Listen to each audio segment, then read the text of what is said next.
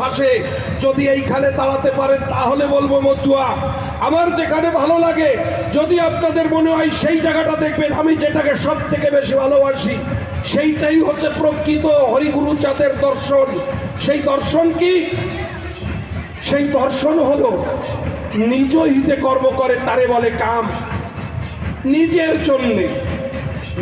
জন্য যে কর্ম করে হরিগুরু চাঁদ ঠাকুর তাকে কামের সঙ্গে তুলনা করেছে। পরহিতে কর্ম করে ধরে প্রেম নাম। পরের হিতে মানে অন্যের জন্য যদি আপনি নিঃস্বার্থভাবে কিছু করেন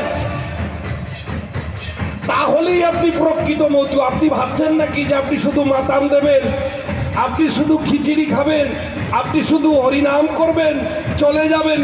না না না না না, ওই মুখে হরিনাম নিয়ে শুধু আপনি চলে যাবেন সেইটা হলে হবে না। আপনাকে যদি মধ্য ধর্মদর্শন বুঝতে হয় শুধু হরিচাঁদকে বুঝলে কিন্তু হবে না। আপনাকে কি করতে হবে? যদি আপনাকে পরিপূর্ণতা আনতে হয় দেখবেন প্রত্যেকটা জায়গায় হরিচাঁদ গুরুচাঁদ।